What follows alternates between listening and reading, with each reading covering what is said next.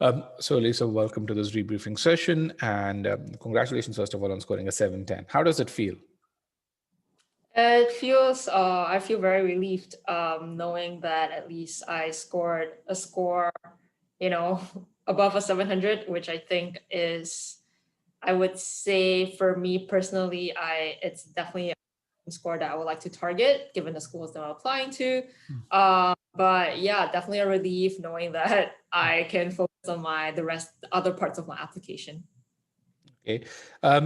So we talked about it. You said this is your third attempt, scored a 660 twice prior to this. So can you just walk us through your GMAT journey and then briefly talk about what do you think you did that helped you, get those improvements each of those attempts?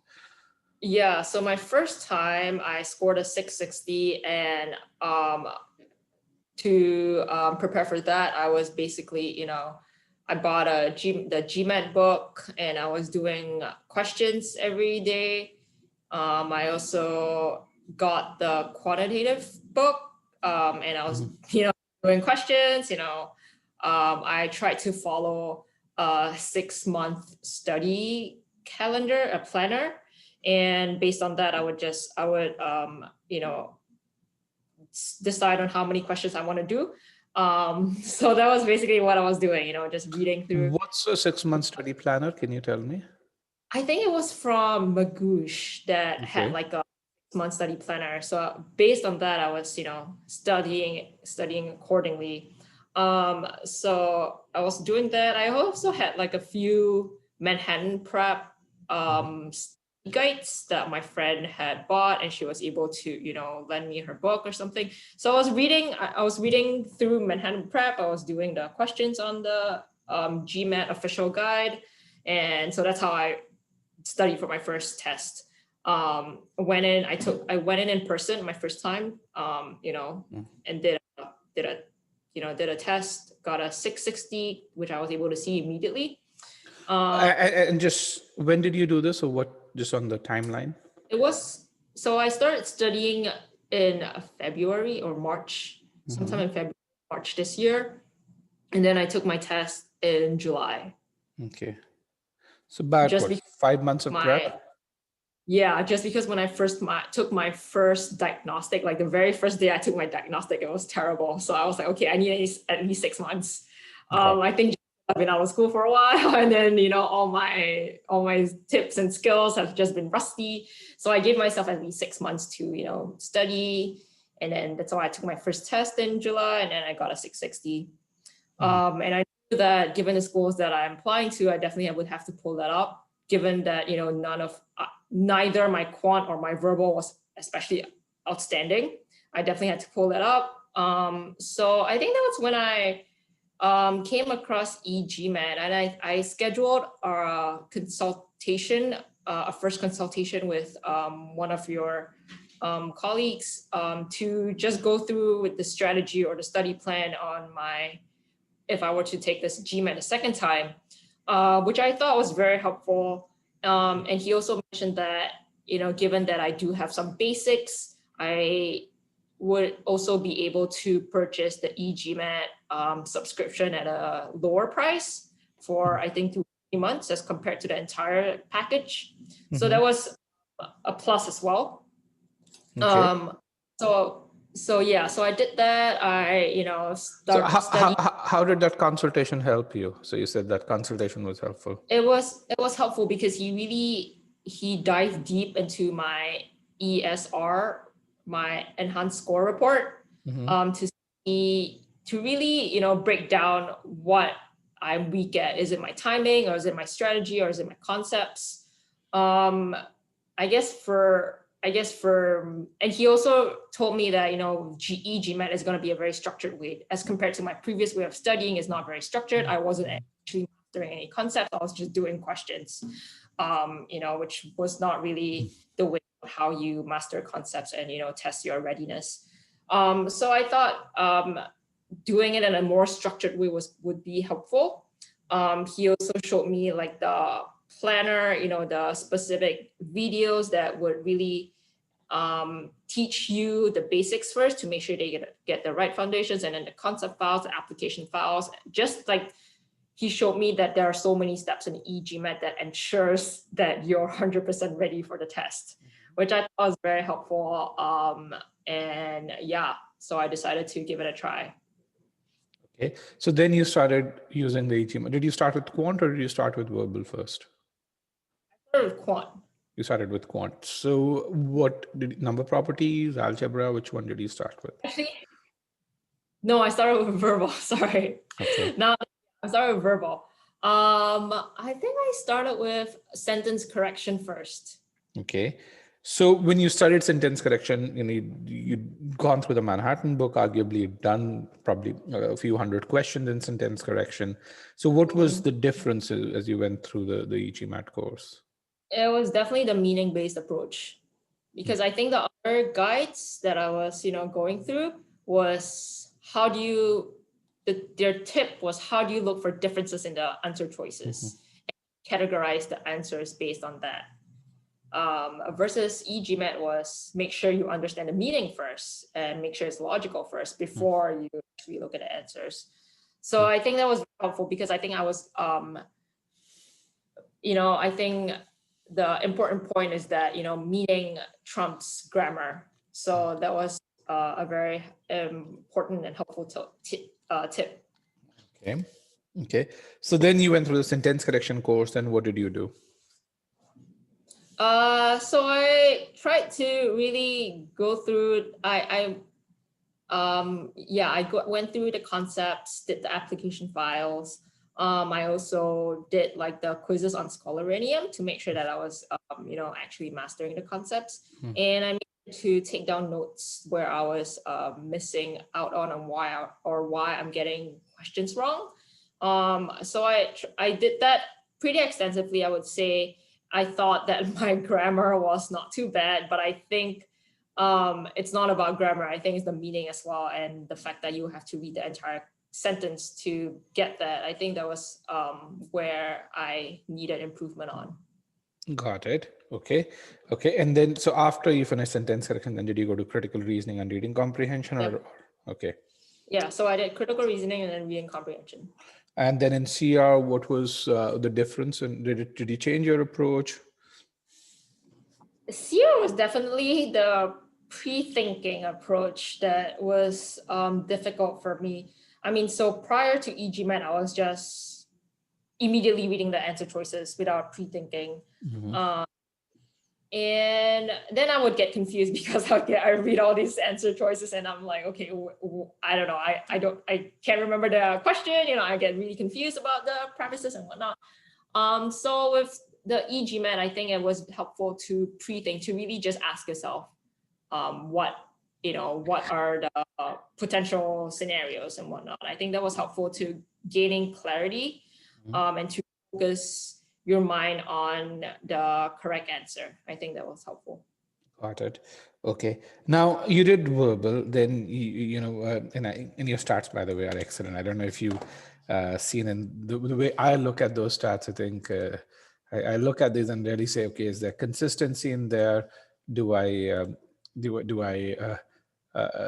see quality with regards to the stats? Actually, I'd logged into your account now. I'm no longer, and I could just see that that you were doing really, really well overall. But even in your last, I think I have some of it over here. Let me just share my screen. In your last 30 questions, I could see improvement. So here are your all attempts. You can see the accuracy over here. Medium, you can see accuracy over here. When I look at the last 30, the accuracies do go up slightly in SC. They do go down in CR. But the interesting thing, which is also there, is the timing piece. You can see over here in CR, you're taking 2 minutes, 18 seconds overall for all your attempts. But when I just focus on your last 30 attempts, you definitely improved by about 10 seconds per question over here in CR. Right. So, and I think, but similar in RC as well. Questions that you were correct, that you were confident about, you were answering them in less than a couple of minutes. But it's only where you were not confident about is where you were taking longer. So you had that thing where you're getting stuck on a question and you weren't letting it go. Yeah. Yep. So it's very, very interesting when I looked at this straight up. So you did this, but again, good accuracy scores. When I look at all attempts and look at accuracy, and I look at, for me, this hard is for me the light bearer, and 62% in accuracy in hard, and in SC and RC 60+% is excellent. CR is pretty good too. It's not excellent, but it's pretty good when I look at this over here. So I think definitely you had the potential. Frankly, you're at around V39, V40. I think that V38 is probably slightly below your potential, is what I would say, given what I see as stats over there. Now, so you did verbal, then you went to quant, which I think you had the big improvement from a Q45 to a Q49 in your second attempt overall. So what did you start with over there? I think it was arithmetic and number properties. Number properties, okay. And and again, so what difference did you feel with regards to, I mean, you've done a lot of it, and you probably were pretty strong in quant and in your undergrad. Yeah. I mean, I thought I was strong in quant until I see a 45, my score. I think it was just going through and diving deep into each concept specifically, rather than doing all types of questions all at once. I think mastering concepts one by one was helpful for me. I think that was. I think also, I took down notes. I took down notes diligently, made sure that I was able to really utilize concepts and apply it effectively into the questions. I think that was that helped. Okay. How did you take notes? I always ask this question. Yeah, so I open a Microsoft Word document, and then I would type down whatever while I'm playing a video. Okay, and then how would you refer back to it? I mean, so how would you make use of notes? So when I'm doing the questions, I think when I'm doing the questions, I would look through the notes, or this is during the first stages when I'm still doing my questions with my notes open. Later times I would just I revise my notes. I highlight any important points, which would the highlighted ones would be what I eventually study on the test day. But yeah, I would revise them and do questions to see if I can remember them. This is very interesting. This is unique, and it just makes sense, but I'm just surprised that not a lot of people do it. And I'm just trying to understand this. So if I were to really, and I'm going to take an example from this is course attempt itself. So let's say, and again, this is a hypothetical situation. Tell me if this is what you did. So let's say you watched the LCM and GCD concept, you took some notes. This is actually your attempt itself. So good scores over here. Now, when you were solving questions in the practice quiz, would you have that Word document open? So is that when you'd say refer to yes, notes? Yeah, I would. And the application quiz I would, the practice quiz I wouldn't. Oh, the application quiz. Oh, that's wonderful. Okay. And then the practice quiz is you would get the evaluation right then and there to really say, okay, how well you're doing. Right. And so on and so forth. Okay. Very, very interesting. All right. That's very good to know. Okay. And you did that for pretty much all concept files or so. Yep. So when you worked with one of the strategy experts, when he analyzed your ESR, I don't know if you remember. Do you remember who did you work with, by the way? Was it Karan, Manas, or Sandeep? I think it was Sandeep. It was Sandeep. Okay. All right. We had one of those three working when you purchased the course. So did he point out a specific area in quant that you needed more work on? He said I need to work on my geometry and algebra. Okay. Yep. Okay. And you did well. I mean, I can see your scores over there. If I remember seeing your scores, you scored well in algebra, if I remember correctly. Yeah, 82% in your practice quizzes, and geometry also. Geometry actually did very, very well from what I see. So, okay, so let's talk about Scholaranium then. So you did that, you learned well, your stats are great. Looked at about 120 odd learning feedback points, and think you aced in about 105 or 106 of them when I look at the concept file, the application file, and the practice file scores over there. So that's wonderful. So then you went to Scholaranium, and how did you utilize Scholaranium? Yeah, so I really did utilize Scholaranium according to the strategy videos that Payal was doing. And so I, after every subsection, I would, what was the word? I would do SC, and then after I finished CR, I would do SC and CR. Oh, the mixed quizzes. Yeah, I would do the mixed quizzes. So I would do them, so that's how I would do it. I would, I make sure that I am able to solve medium questions first, and then hard and medium, and then hard questions. And then I go through the next subsection and then I would do CR medium, CR hard and medium, CR hard, and then I would mix the two SC and CR. All right. So you actually then followed the mixed quizzes advice. You did the testimonials piece as well. So you must have interacted with someone from the strategy team also then. Because you're using those terms, our strategy team sends you those things.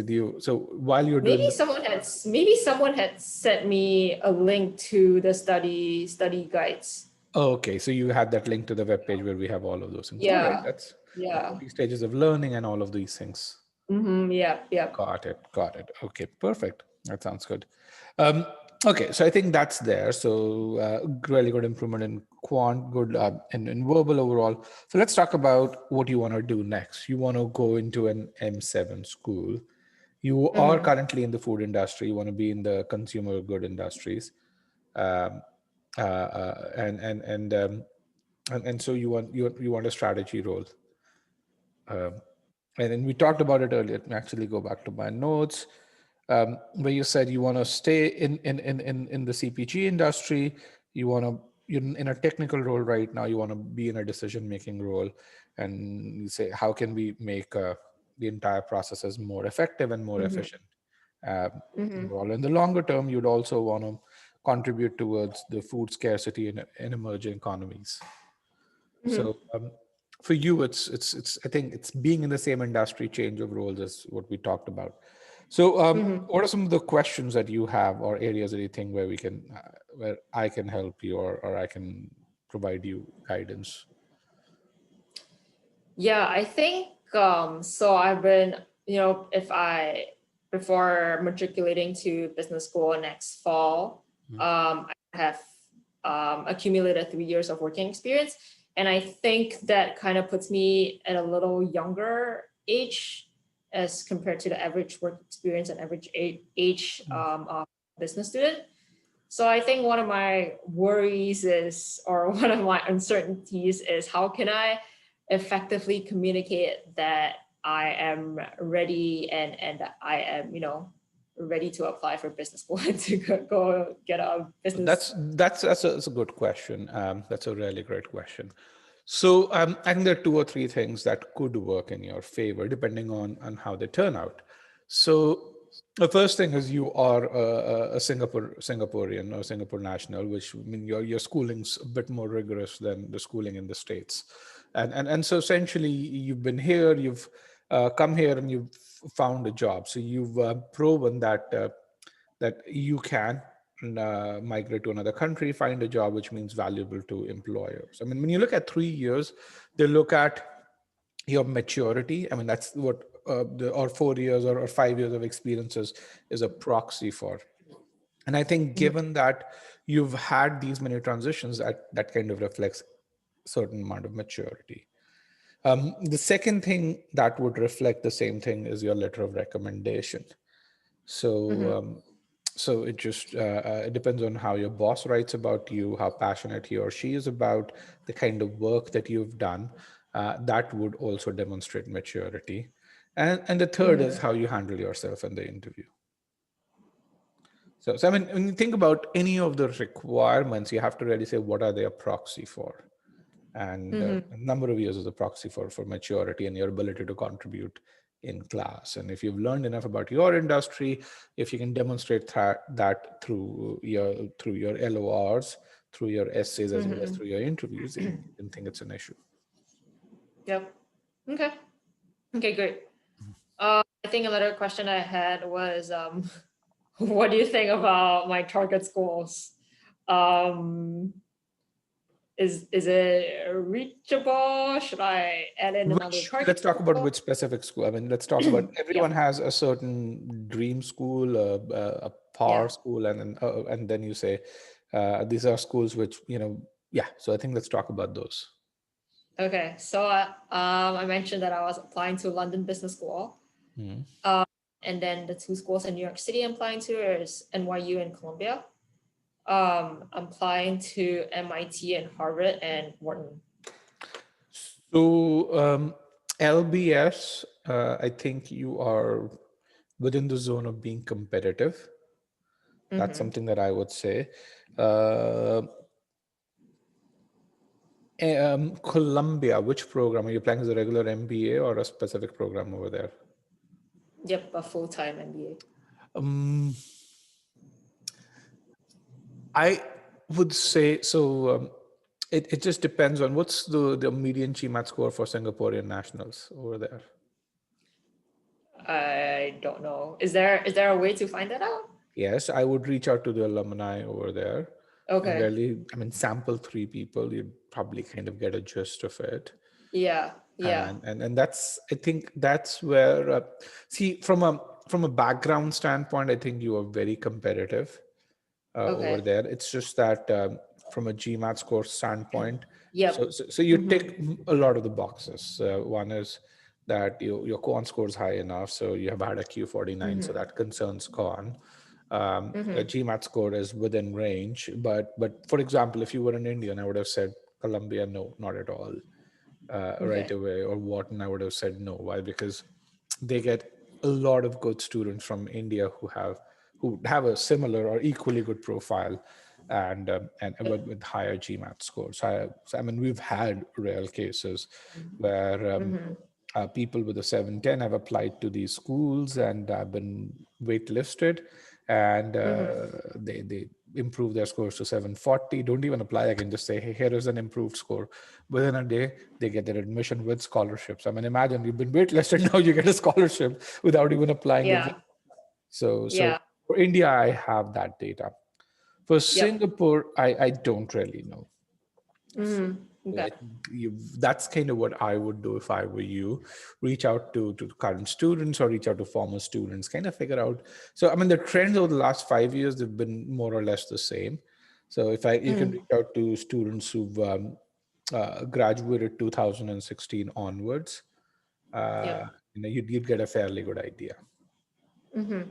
So Harvard, I would say it depends on your application. I think your GMAT score, I think it's competitive enough. Harvard places a good chunk. I mean, they did.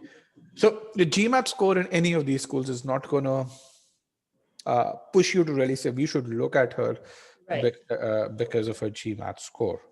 What it would really say is, okay, a GMAT score is not going to be an impediment over there, but what is going to push your case or push your candidacy is going to be your profile.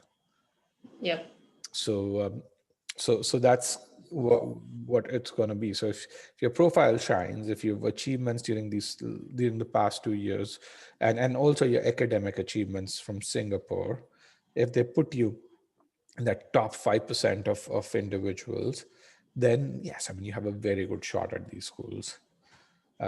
If they don't put you in that top 5%, then I would recommend a 750, aiming for a 750. Right. So just some clarification. So I actually did my undergrad here in the US. What was your undergrad GPA? So I graduated from Cornell. My undergrad GPA is a 3.76. Which gives you a plus for, I would say, a Columbia. Okay. Probably not as much of a plus for Harvard. Harvard is par for that, is what Yep. I would say. So, Mm-hmm. so again, so then your experience matters. So Cornell is good. It gives you a plus in general. The fact that you got into Cornell, it does add that. I think it just for you, what it's gonna boil down to is to really say, um, how many your interview performance. I'm sure I mean if you apply to these schools, at a few of these schools they will interview you, and your interview performance is going to be paramount over there. Mm-hmm. um, Mm-hmm. they would not consider you as a high risk candidate or as a risk candidate. I think the Right. question that they would really ask is, okay, we have her, and then we have a few other candidates who look equally good. Who do we like more? Who do we Yep. think is going to contribute more? Yeah. So I think that's kind of what it's going to boil down to. Okay. Okay.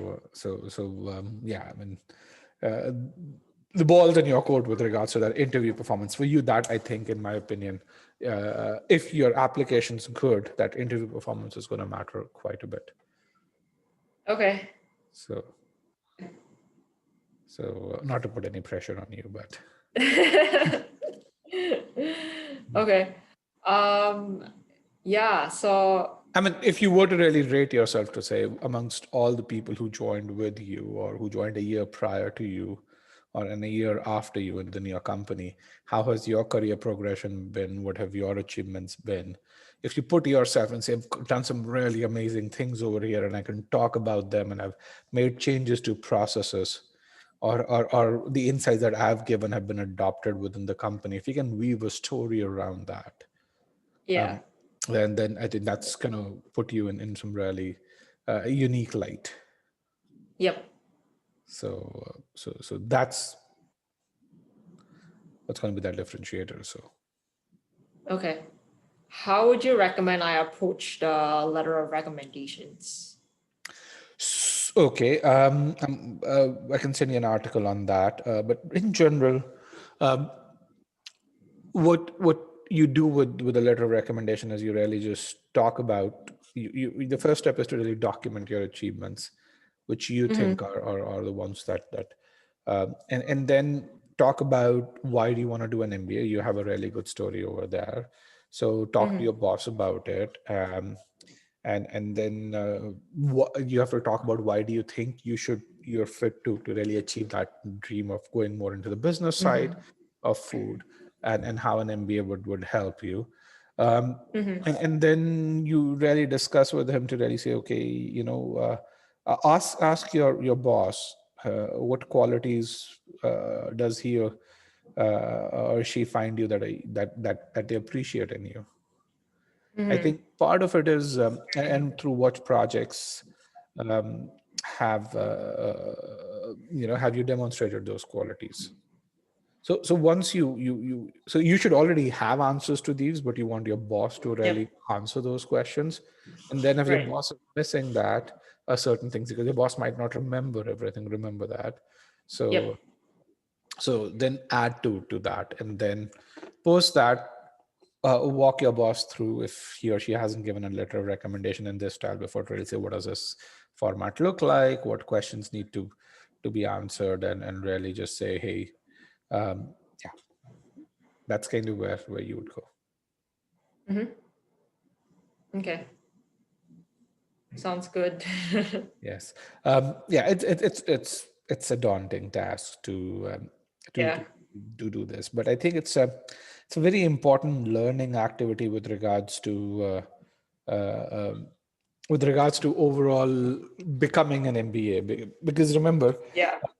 when you want to be a decision maker, you're no longer going to be dealing with machines or technical specs. You're not going to be fighting on it, Yeah. fighting on opinions, and this is a Yep. good way to get someone who is on your side to kind of motivate them to write for you. So I think this is in my opinion, it's a really good exercise. This entire application process that we have is very fine tuned, and there's a reason why people who go through this application process do well in B schools, and there's a reason why companies pay them as much as they do. I mean, they're very, very well paid, because there is a certain process that they actually qualify themselves through, and there are certain boxes that they check. So it's important that you go through this process. And you're trying through this process. Yep, for sure. So yeah, Alisa, it was great talking to you. Is there any other question, by the way, that you have? Any last tips for an MBA applicant? Well, I would just say, remember why you're doing it.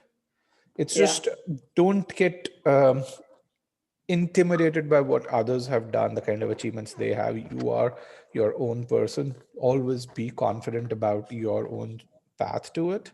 I mean, learn from others, but rationalize and not be. I mean, don't be wowed by what others have done.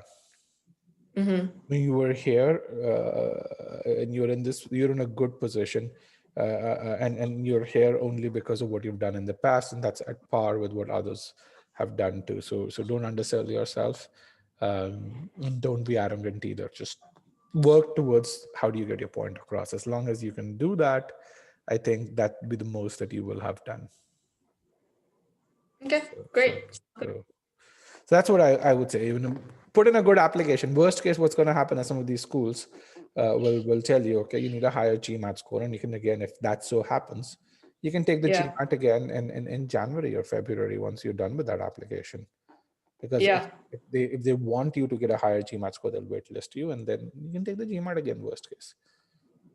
Okay. That way, you will have put a really good foot forward again. You'd know whether you need to take the GMAT.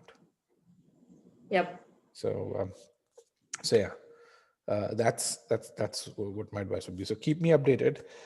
I will have someone from the team reach out to you to really provide a review on GMAT Lab if you can. Yep. Okay. Yeah. And good luck. Yeah. Thank you so much for your time, Rajat. Thank you so much. It was a pleasure talking to you. It was a pleasure too. Bye-bye.